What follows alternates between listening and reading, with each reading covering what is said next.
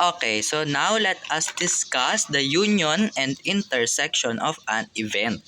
So, tapos na tayo sa basic concepts of probability. Meron ba tayong union and intersection of an event? And sorry, ako ay natagalan kasi busy. Ako ay na busy. So, now let us discuss the union and intersection of an event. So, kapag sinabi po natin, dito muna tayo sa intersection. Mamaya na tayo sa union. So kapag sinabi po nating intersection, ito po yung meron kay A, meron din kay B. So pag sinabi pong intersection, ayan po, the intersection of events A and B written, the intersection of events A and B, ito po yung symbol ng intersection na pabaliktad na letter U. Ito po, wag ganito, pabaliktad. It is the event containing the elements that are in both A and B. So yun nga yung sinabi ko kanina, ito po yung intersection po, ito po yung meron kay event A, meron din kay event B. Or para mas madali po, kukunin nyo lang po yung merong common elements, yung magkamuka. Yun po yung intersection, yung magkaparehas. So for example here, meron tayong events A. So, dapat po ganito, yung ilalagay nyo, bawal po yung bracket or parenthesis kasi sets po yung pinag-uusapan. So, sa event A, meron tayong 1, 3, 5, 7, 9. And then sa event B po, meron tayong 2, 3, 4, 5, 2, 3, 5, 7, 11. So, titignan nyo lang dyan kung ano yung magkamuka. So, sa event A and event B. Okay, so magkamuka dito, meron tayong 3. Meron 3, magkamukha yan. So, si 5, magkamukha rin yan. And then, si 7, magkamukha din yan. So, meaning,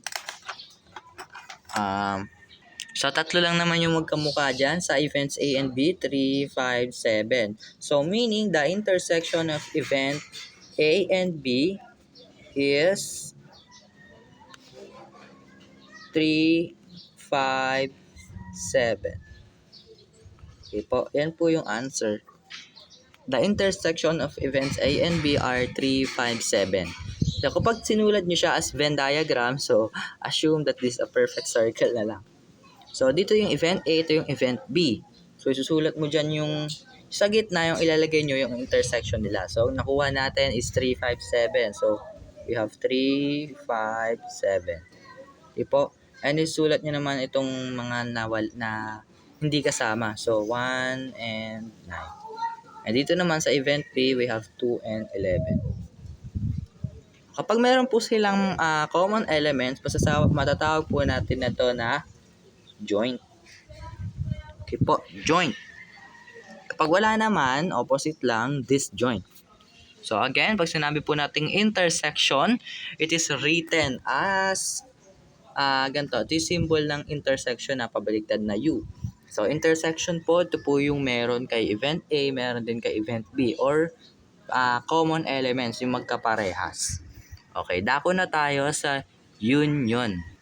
Sorry, di ko nabanggit na kung wala silang intersection or magkakaparehas, for example, sa event A natin, meron tayong 1, 3, 5, 7. Okay, so meron tayong ganyan. And then sa event B po, we have 2, 4, 6, 8. So kapag wala silang pagkakapareho, wala namang magkamukha dyan, so meaning, ang ilalagay lang natin na intersection is the intersection of events A and B are empty set. Okay po. Pangit. Ganyan lang, wala nakalagay. Or pwede siyang null set. Ganyan. Okay po. Okay, so dito naman tayo sa union of events A and B.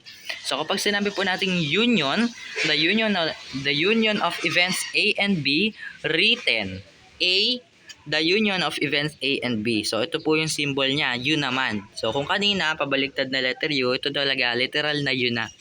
Union. So it is the set of all the elements that are in A or in B. A and B. So for example here, pag sinabi po nating union, so kung sa intersection, pagsasama sa common elements, yung mga magkakamuka sa events A and B, Sa union naman is combining elements, pagsasama-samahin. Kapag may magkamukha po, we are going to count that as 1. Okay po. So the union the union of events A and B.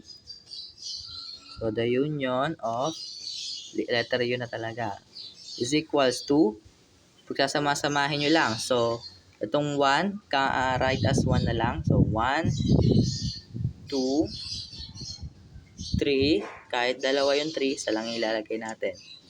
4, 5, then wala namang 6, di ba? Di 7 na agad. So meaning the union of these two events are 1, 2, 3, 4, 5, 7. So that is combining the elements. Combining the elements. Dito naman po, common elements sa ano.